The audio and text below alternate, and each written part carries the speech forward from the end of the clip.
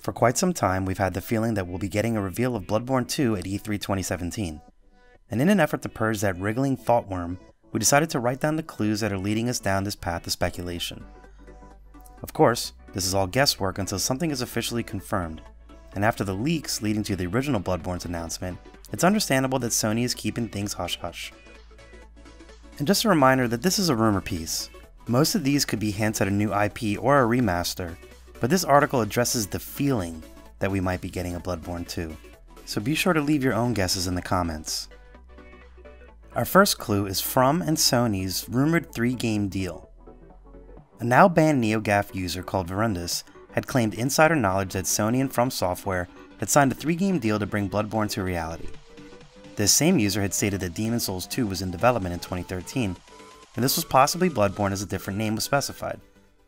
Verundus also had made several other statements that panned out, but given that some of the other predictions did not, and that the user was eventually banned, we have to take what was said with a healthy grain of salt. Whether the 3-game deal is true or not, it's hard to say, but if you follow the breadcrumbs in several interviews, they reveal some interesting information that could support this theory.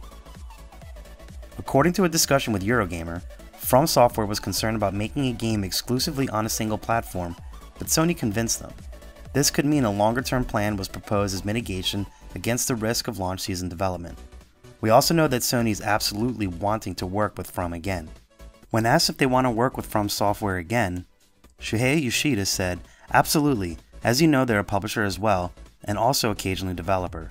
Being management of From Software, I can totally understand their publishers. They have to manage their resources, but also they support Miyazaki-san's creative vision. Sometimes he might want to do something risky for them. In that case, we might have a chance of working with us." That was the case for Bloodborne.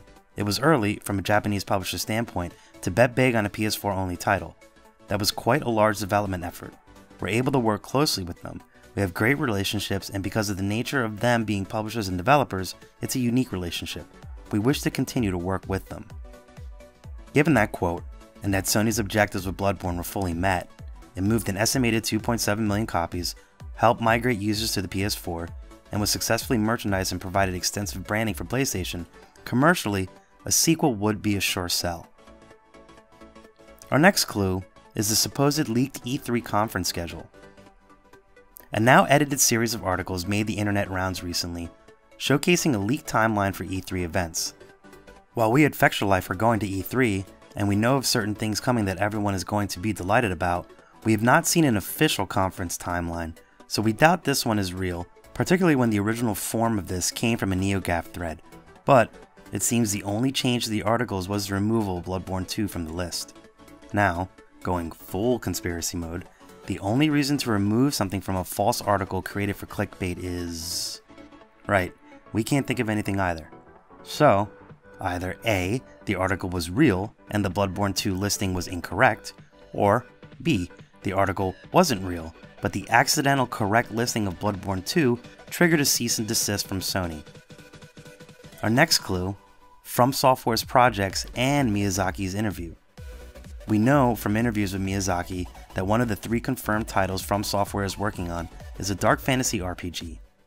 Miyazaki also stated, "The second thing is that one of the new titles I've been working on will probably comply with the expectations from the fans in a straightforward manner." Now, this can mean a new game or a remaster. However, we have found proof that From is likely hiring for a console, dark fantasy, realistic creature and background temporary designer.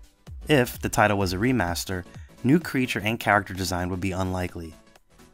The fact the position is temporary means that whatever is being developed is exceeding the permanent staff of the studio, and the fact it's an artistic position suggests the project is in advanced stages of production, with conceptualization and the engine having largely been completed, and the dress-up part of the game now being worked on. From Software is not mentioned in the listing specifically, but it specifies the location of the offices, which is right where From Software's offices are based. Our next clue is the supposed leak logo. While this could be a well-done make-believe confection, and there are online arguments about whether the trademark on the logo would be placed after Bloodborne or Bloodborne 2, this logo coming to light makes the buzz a little more believable. Additionally, whoever created the logo nailed it. Yes, it could be completely fan-made, but this is quite the perfect vibe and branding that you would expect from a seasoned developer and publisher combination. And lastly, we have to look at developer buzz and the traditional Souls release timeline. Around the time that the initial leaks began happening, our Twitter feed filled up with some subtle Bloodborne related commentary from developers involved with the original game. This included tweets from their PR manager and game producer promoting game merchandise and sales a good 2 years after release. The real mystery tweet, though, is a picture of a sushi dinner from February with Yoshida, president of SCE Worldwide Studios, and Miyazaki. The tweet says, "Today I had a fantastic conversation. I learned a lot." And the accompanying picture shows them all sitting around a dinner table. Very interesting. So, given From Software's production cycle and the fact that Bloodborne development began in 2013 for an early 2015 release, it's entirely possible that Bloodborne 2 has been in the works and would be announced at E3 this year with a release date from March 2018. It fits the development cycles to date, which has made the Souls series a near yearly affair. Given all of the above, it is clear that From Software has been careful not to cannibalize its own market by pacing announcements and releases, while also providing multi-platform alternatives to accompany exclusive releases. For example, the Prepare to Die PC edition released as Artorias Through the Abyss DLC for consoles, and Scholar of the First Sin, which was released on all platforms a month before Bloodborne graced the PS4 crowd. Now that Dark Souls is said to be finished, even though the developers have specifically said they would be open to remasters, it is understandable that players are expecting to see a Bloodborne 2 announcement at E3 2017.